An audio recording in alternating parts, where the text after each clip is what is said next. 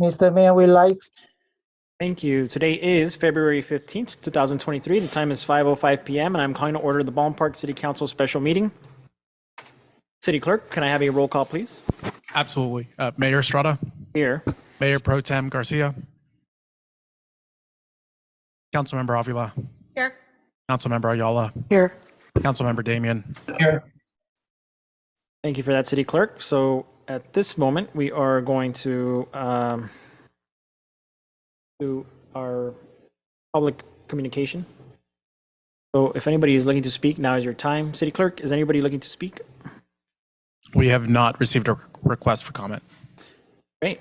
So if seeing that nobody's looking to speak, at this moment, I will move to close public communication and we will move on to our open session / study session. And we have a presentation for Objective Design Standards presented by the city's consultant, MIG, and our city planner, Fabiola Celaya. Yes, thank you, Mayor, Council.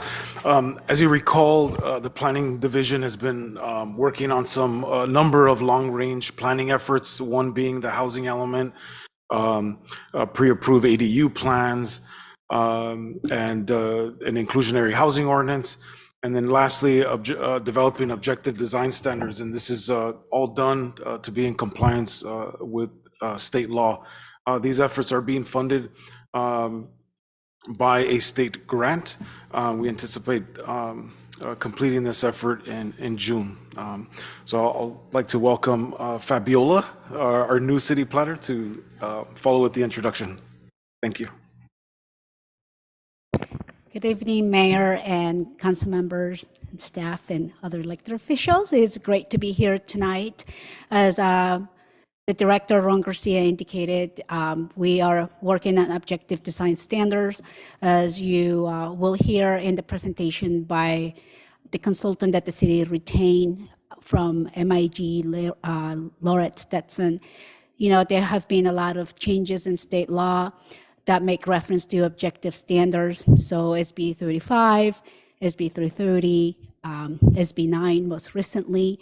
And so basically objective design standards means that they're not subjective.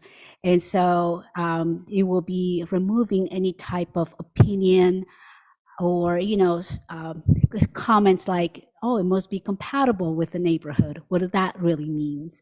And so objective design standards are those that are quantifiable and that you can point to and are not subject to any opinion. So with that, I will have Laurette Stetson come and provide an overview and what we're doing, the schedule, and more information. So thank you very much.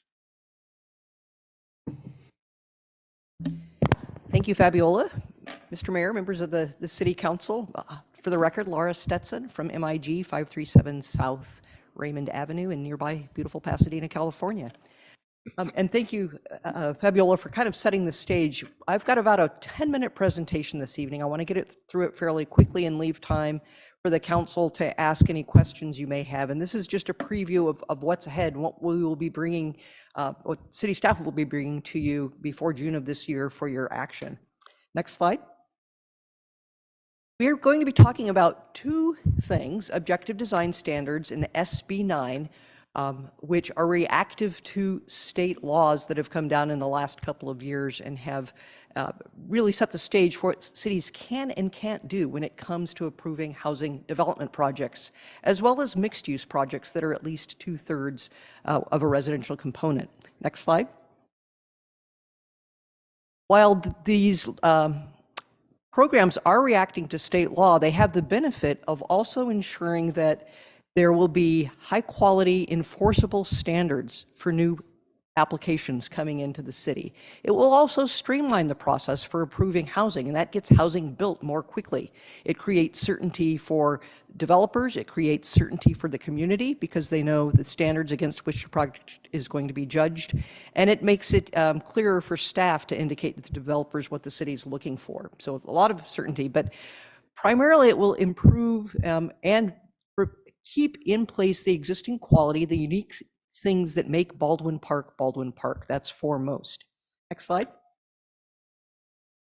There are a number of laws that this is enacting, and Fabiola mentioned 3 of them or 2 of them, but there are now requirements under SB 2011 and SB 6 that the housing under certain circumstances, that the city under certain circumstances allow housing by right in commercial zones, whereby it had not been allowed before. So it's not in mixed-use zones, but it could be allowed in your commercial areas, provided it complies with certain criteria. And the law, while it does set out what has to be in there, it does create the flexibility for the city to craft standards that are unique to Baldwin Park to ensure that projects reflect that quality of Baldwin Park. Next slide. What does objective mean? There is the definition that you could find in your Merriam-Webster dictionary, but the state has gone ahead and defined what objective means for every city and county in California. So it's a standard that involves no subjective judgment that any two rational people could look at and agree as to what it says. It needs to be measurable or have other criteria against which somebody can measure what's being proposed against a standard. And these objective design standards, I want to emphasize the word design, because you have standards in place in your zoning code today that regulate things like building height and setbacks and how many parking spaces and how big those parking spaces need to be. The objective design standards take the next step forward and talk about building materials and roof pitches and how a wall needs to not be a blank wall. How do you do door treatments? How do you do window treatments? So it's those things that you've been looking at, or your planning commission, through a subjective process guided by the city's design guidelines. Many of those guidelines will now become standards. Next slide. This slide shows you an example of what is subjective.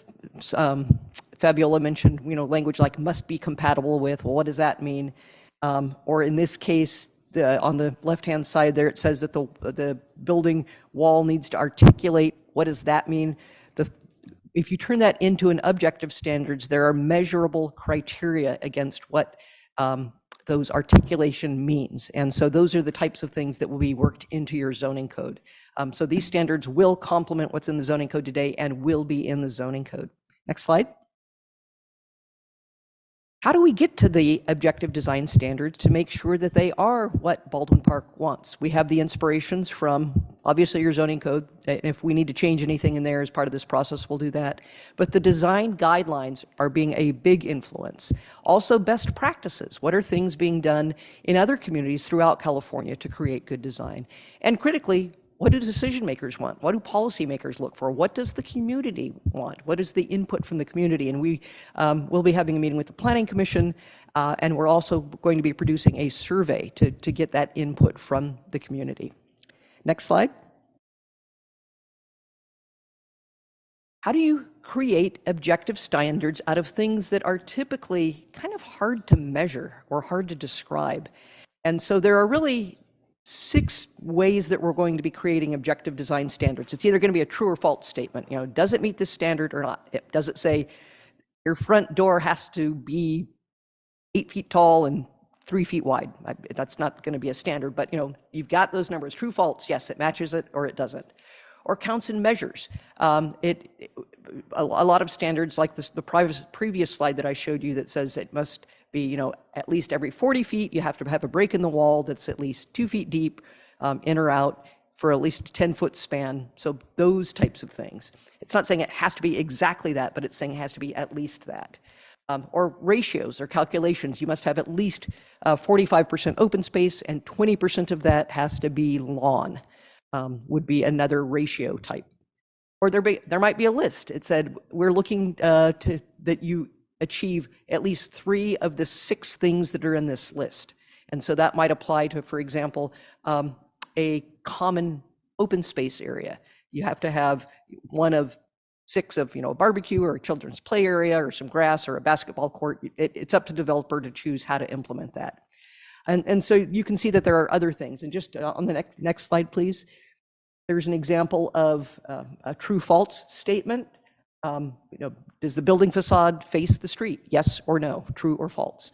Or an example on the next slide is, next slide please, would be, as I mentioned, the counts and measures. It'll have some numerical values. And there will be a lot of graphics in the objective design standards. It's hard to talk about design without showing images. And so that will, you've got a pretty good zoning code today that includes a lot of images, but it'll be supplemented by the new objective design standards. Next slide. One thing that I failed to mention about the inspirations that are going into these objective design standards, we have asked staff to provide us with a lot of past applications in Baldwin Park and pending applications, and to point out to us what works. What is the Planning Commission like? What is the City Council like? What are those types of things that you have already approved that you'd like to carry forward? So that's something else that we're taking into consideration. And so the objective design standards will cover all of these topics or these elements, and we have already put together a draft, but as you can see that there are a lot of things that will be objective in terms of open space location, for example, treatments of garage doors, lighting where you have to put trash collection and recycling areas so that the neighbors aren't getting the noise from the trash trucks that come early in the morning, things like that. And so this is an outline of all of the topics that will be covered in the objective design standards. Next slide. Any questions at this point on the objective design standards before we move to a new topic on SB 9? Or you can save them till the end. It's up to your call, Mr. Mayor, if you'd like to have questions now or save them to the end. We can save them for the end. Okay, I'll keep going through. SB 9 is a law that some of you may have heard about that many people say is the end of single-family zoning in California. It's essentially a law that allows property owners to build another single-family home on their lot, not an accessory dwelling unit, but another home on their lot. And I'm going to show you, and I'll point out on this slide in just a sec, you can either do that without splitting the lot, or the law allows for what are called urban lot splits, meaning a subdivision of a single-family lot into two. And one of the newly created lots could be as small as 1,200 square feet.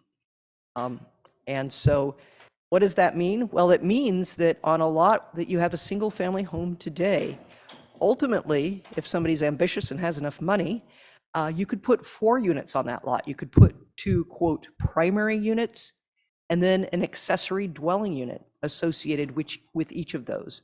Or if you split the lot, each lot could have a primary unit and an accessory dwelling unit.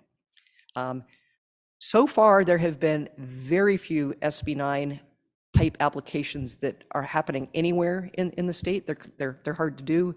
And Ron or Fabiola, I don't think that you've received any applications you've received one. He's either giving me a thumbs up or he's saying one. I think it's one application that you've received. So this graphic shows you what could result due to SB 9. Next slide.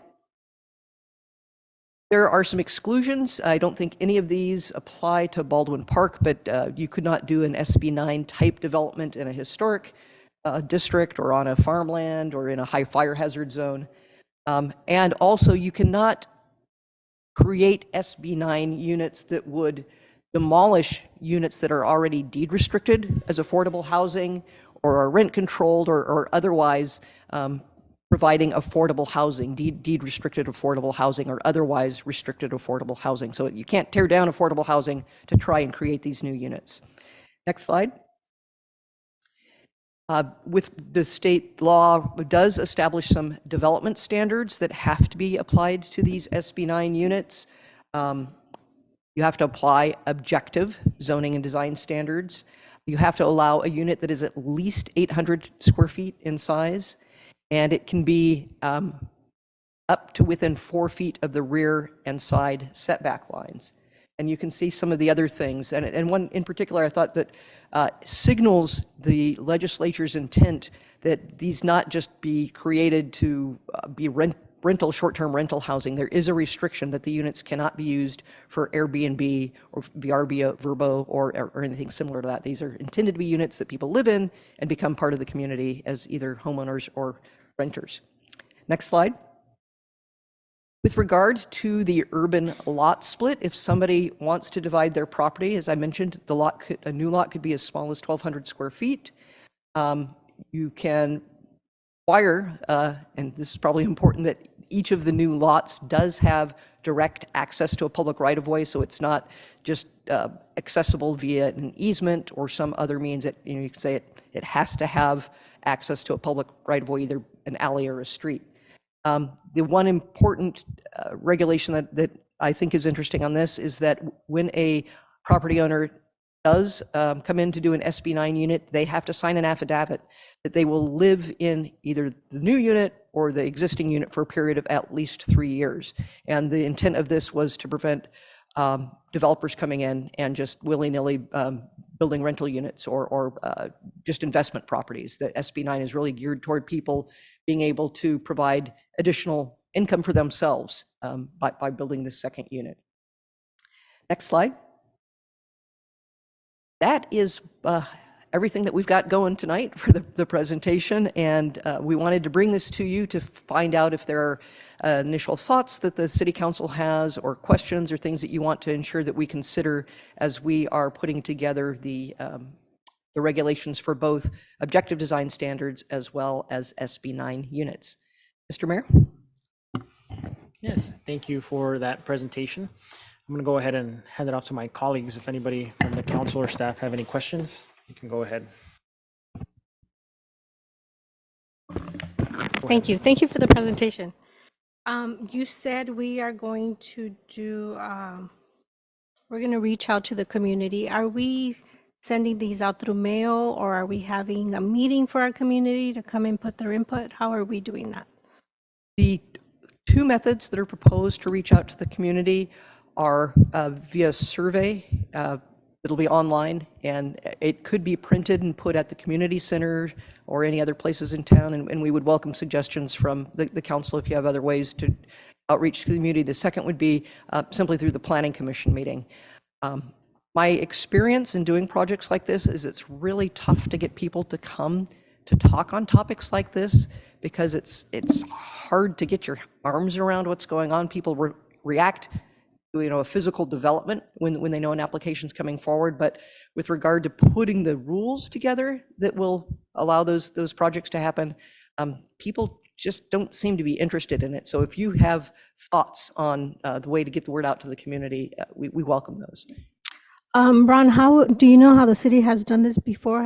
There been a community outreach where they come into a facility where they can have input, or has it been done through a survey? So we've done both, Councilmember Avila. Obviously during COVID, everything switched to online. So we, as you remember, during the development of the Downtown Specific Plan, we did Zoom, and we also did surveys. We took advantage of our social media platforms, our website, to get the word out to the greatest extent possible.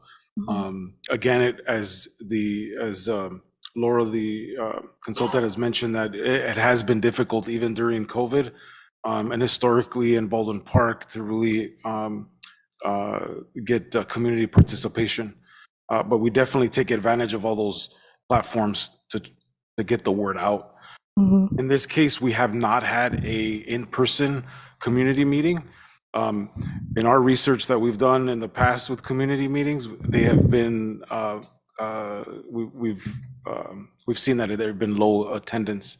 So we'll definitely explore ways that we can get people to participate. So I know it's different. When we did the Safe Routes to School, we did community meetings. I know it's a different topic, and they were very successful, because I remember being at those meetings and having roundtables and the room full of people with suggestions or questions. Would there be a possibility to have both community meetings and surveys out? That way we can reach those via survey that cannot make it, and then give those that would like to be in person the opportunity to be there. Absolutely. Yeah, we'll definitely work with the If consultant. everybody's okay with that. Absolutely. Thank you. Thank you for the presentation. Can I suggest something real quick? Sorry.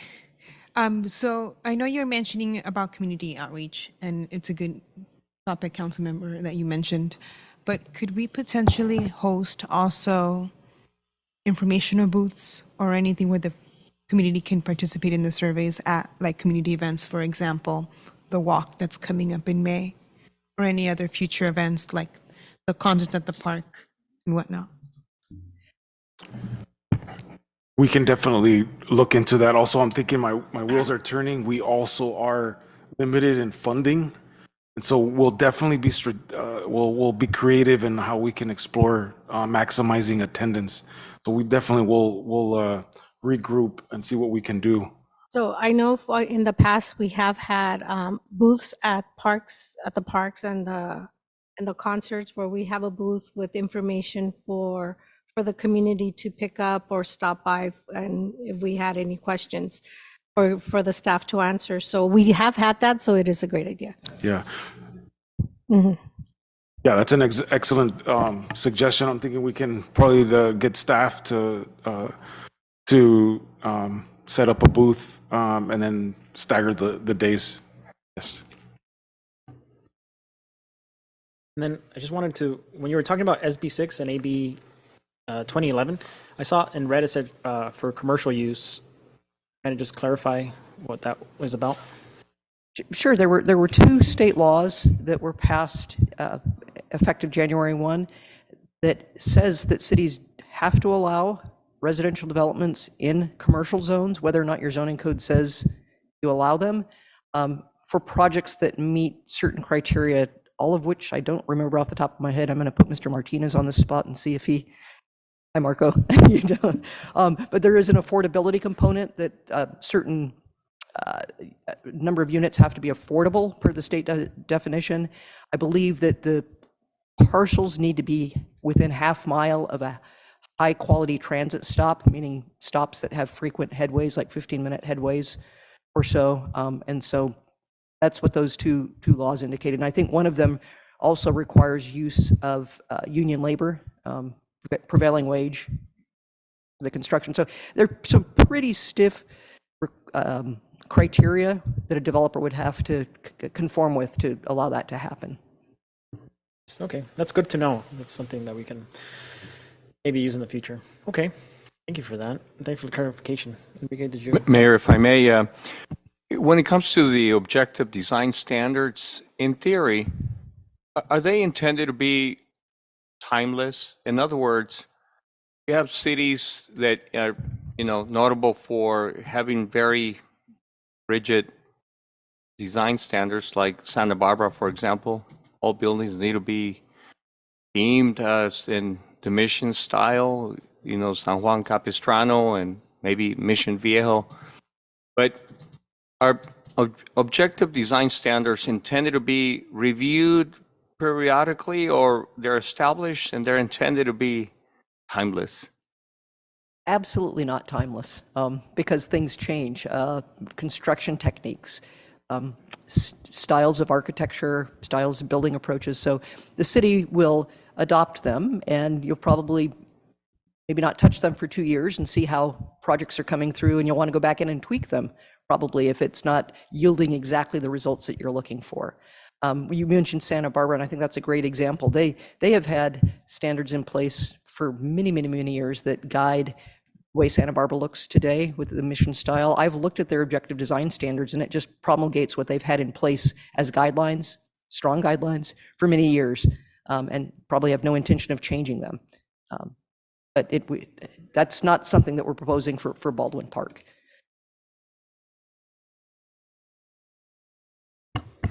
Nice. Okay. Any other questions from council? Not. I think that answers all of our questions. Thank you for being with us today. Thanks for the opportunity.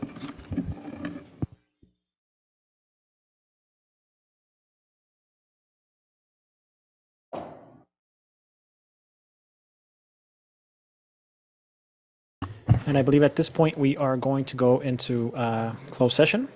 Mayor, before you adjourn, I just received a text after the start of the meeting from Councilmember Mayor Pro Tem Garcia that she will not be able to make today's meetings. Great. Thank you for that update. City Clerk, you can go ahead and note that.